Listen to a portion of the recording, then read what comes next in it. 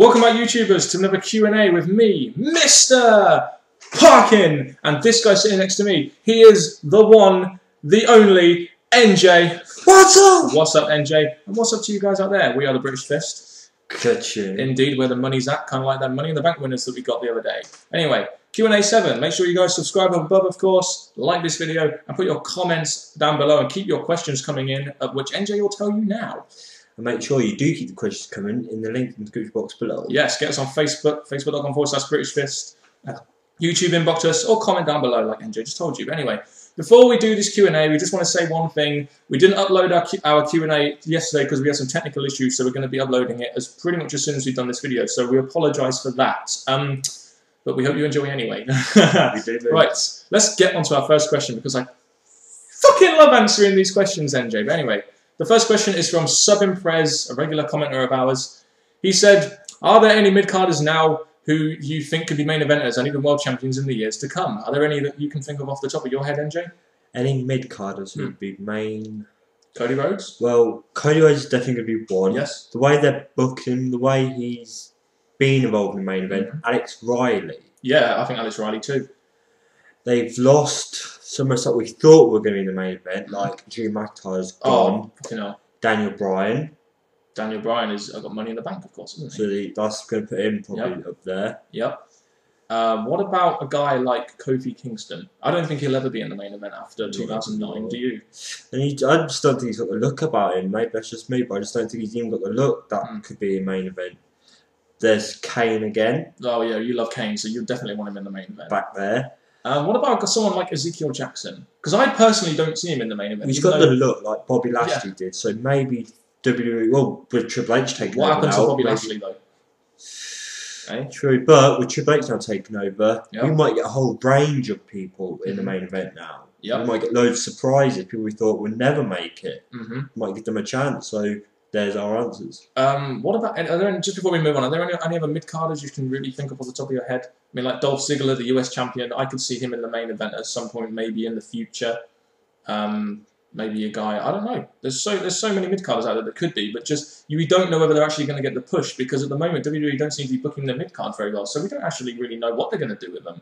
Usually, like, the mid-card title is a stepping stone to the WWE Championship, but now it's just a worthless prop, really, isn't it? It is, but again, we've named the ones that look like they have the look and the action and the gimmick that could go for it. For me, Cody Rhodes is the next mid-carder to be world champion, or in the main event, in my opinion. That's just what I think, personally, anyway. But we'll move on. With Daniel Bryan having that Money in the Bank thing, who knows when he's going to... Oh, yeah, he's going to cash in WrestleMania, isn't he? It would be a good time for him to... Yep.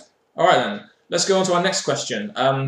By Kyle Enjoys Wrestling. Now, this is a guy whose videos we watch very regularly. He does a segment on Saturday saying If I Were Writing, and you guys definitely should check that out, because that is awesome, isn't it, NJ? I enjoy watching these videos. Yes, and he lives in Australia as well. You can't argue with a guy who lives in Australia, NJ. Anyway...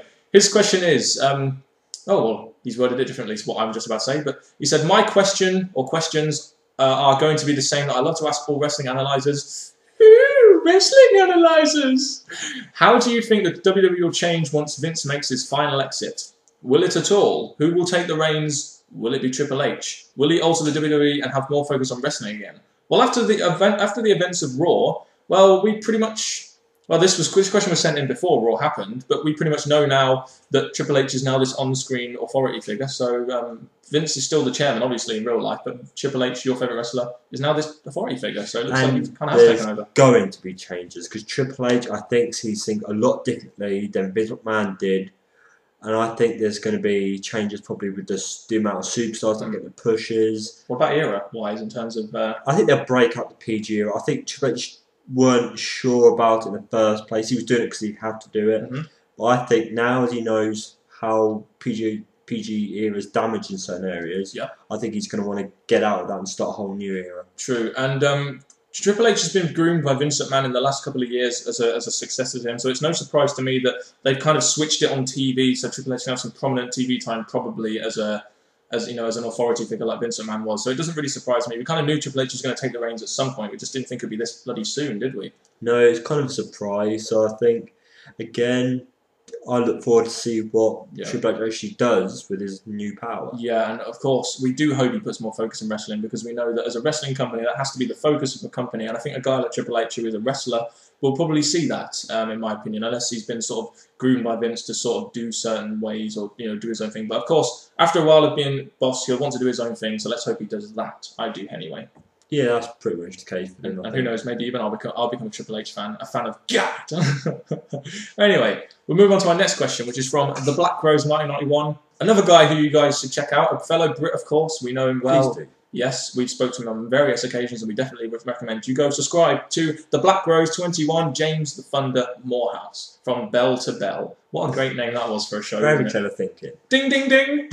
And we start with the question.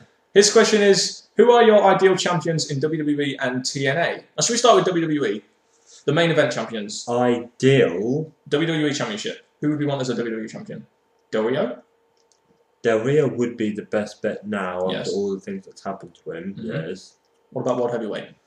World Heavyweight, we should be looking at SmackDown now. Wade Barrett. Definitely Wade Barrett, in our opinion. Mid-card titles. Who do you think could be a good Intercontinental champion on SmackDown?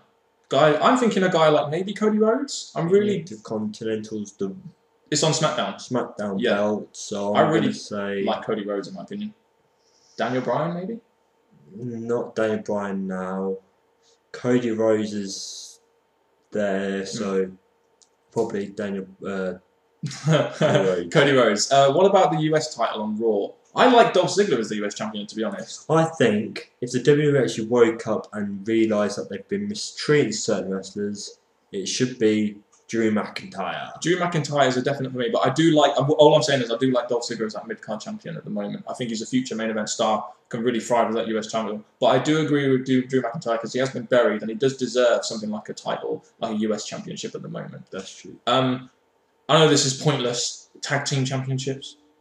Tag team. I would like there to be a new tag team. Yeah.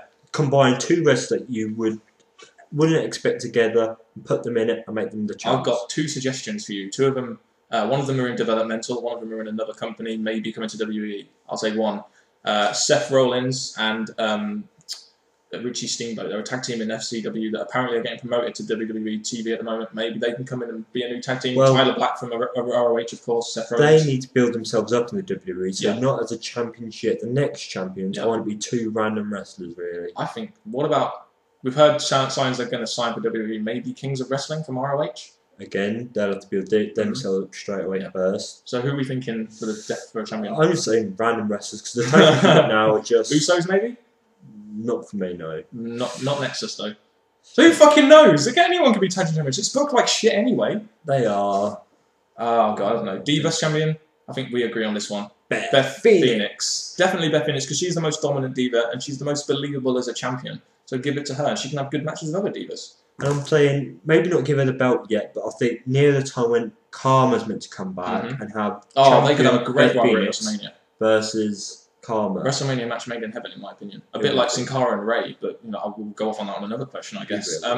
What about in TNA? Now, TNA World Heavyweight Championship, who would you see as that kind of person? Should have kept with Anderson. Same here. I do believe Anderson as well, just because of his mic work and his look. I do think he has a main event guy. And TNA shouldn't base their, the caliber of their guy on a couple of ratings of Impact before they switch it to a guy like Sting.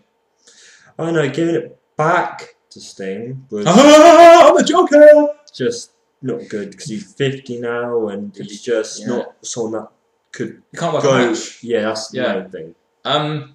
X Division champion. X Division. I guess no. I really want to say Austin Aries or Alex Shelley Alex Shelley. because he looks like a good contender. I don't like Kendrick as the champion. Anyone but Kendrick, in my opinion. A guy like Austin Aries is a great heel. A guy like Alex Shelley who's really over with the crowd after being in Motor City Machine Guns for so long. That's Alex Shelley. There we go. Is there really much point in doing this one? TV title. Just get Eric Young off that and give it to someone like Magnus, maybe. Or better, get rid of the TV. Yeah, because it's not being booked anyway. But if I was going to give it to anyone, I'd give it to Magnus, just because I think he's awesome. I'll just skip it. All right, fair enough. Yeah. Tag team championships. We got Beer Money. We've got Mexican America, British Invasion. other tag teams in there. Generation Me have left now. I would have given it to them, but I guess we'll keep it with Beer Money for now. Yeah, that's it. Even though I do want Robert Roode and James Storm to go off on singles pushes, but I do think they're the best tag team in TNA, so you've got to give them the tag titles. Yeah, there we go. That's it. I think this one's an easy one. Knockout champion. Knockout champion would be Mickie James. It has to be Mickie James. She is the best she's the best women's wrestler TNA have got, and in the world probably as well, in my opinion. And what about? Oh, this one's pointless as well. But Knockouts tag champions, Rosita and Sarita. Whoever. Keep it. Well, I don't really care. To be Again, honest. maybe I'll say skip that title as well, but I don't know. Whatever. Skip it. In my opinion, it's not really being booked very well. So there's not really any other titles. No, they have a lot of titles, don't they? TNA. they do. Yeah. I think they've got enough there as it is. Definitely with one show. The next question comes from Bloodline Shane 92. He says, "Hey, my fellow Brits. Hello. Just a question. Ooh. Do you ever believe that one day the WWE will create a UK stable, as they have good UK superstars like Wade Barrett, Sheamus, Drew McIntyre, and Mason Ryan? They are similar in gimmicks and all came in WWE relatively quickly. If they did, let's hope it's better than the Un-American stable back in 2002. All I can say to that is, why do you want them in a stable when they're so much better as singles guys? True, that's true. Who would be the leader in that faction? Who would be the one getting put over? Big-headed Wade Barrett. Well, yeah, probably, but then you'd be burying guys like Sheamus and Drew McIntyre and Mason Ryan, and we need them to be pushed at the moment as So well. I'm going to say, keep them as singles. With them, keep them as singles. Future new wrestlers that are UK, maybe it would be an idea to see how they are. All I will say though, definitely better than the Un-American stable. Oh, Christian, Lance Storm, and who else? Test.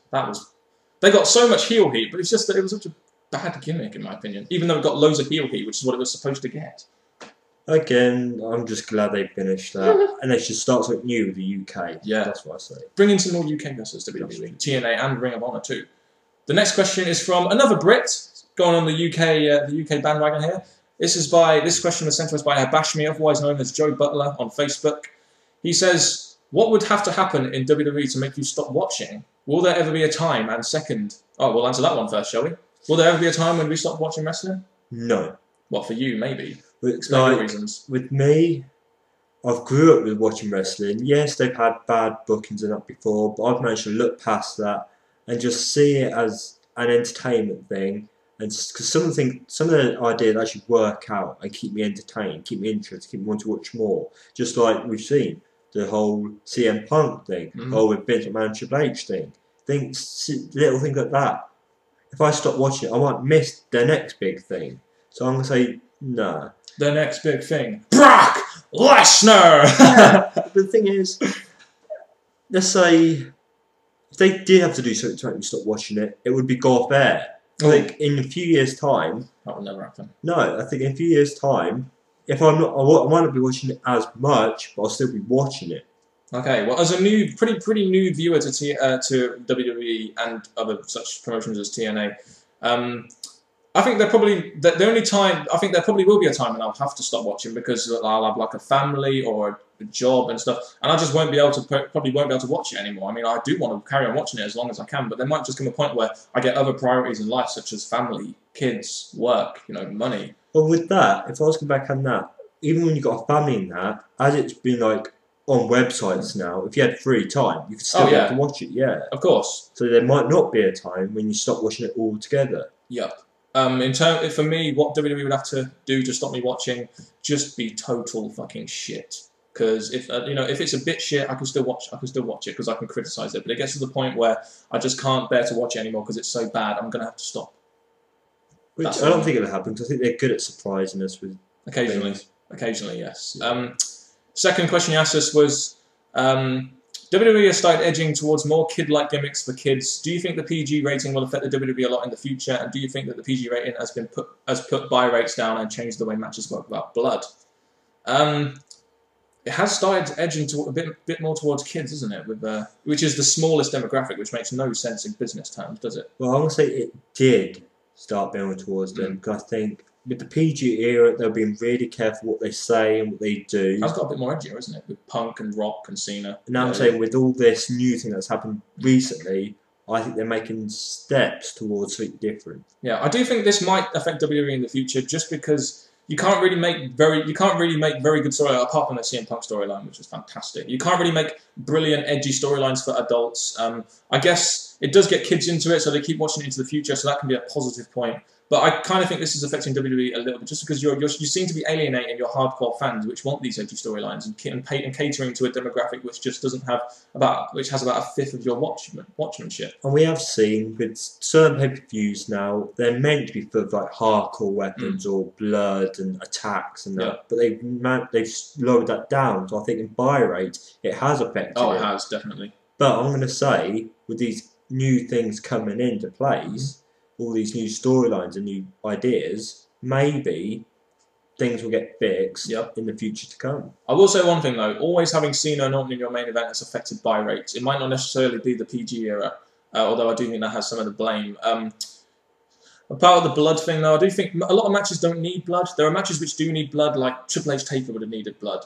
You know, matches, the Hell in a Cell matches need blood because it just makes them better. I do think that's kind of affected it in a way, but we don't need blood in every match. There's some matches we need them, but I can make do without blood. I don't think it's totally needed, although I do think it does add a very good effect to the match and the drama and the emotion and the storytelling. I'll say that when it comes to blood, I've seen wrestling without blood now, so I'm kind of used to it and thinking, oh, it's not awful without blood. It's not stopped me watching it, but yes, there are times when I'm like, oh, that should have cut him open, or that should have made him bleed. They can't even hit chest shots to the head anymore, unless you're Triple H, of course. But anyway, is that all you have to say on that question? That's that. Because that is, well, 16 minutes of us talking about questions, I guess. A lot of interesting topics there. Thank you very much for sending your questions in. We love answering your questions, don't we, NJ? And we do very much, because these questions get us thinking, and the thing is, we like to think, because sometimes you don't think. So I like to say, keep them coming in, and we'll keep answering them. Yeah, keep commenting down below your questions. YouTube inbox us, send us a message or a comment on Facebook, facebook.com/BritishFist to get your questions heard on here. All we can say now is, I'm Mr. Parkin, and this guy sitting next to me, because I know you want to hear it, is NJ. What's up? What's up indeed. And we'll just take this point to say thank you very much for watching, guys. We are the British Fist. Ka-ching. Signing out and saying goodbye for now.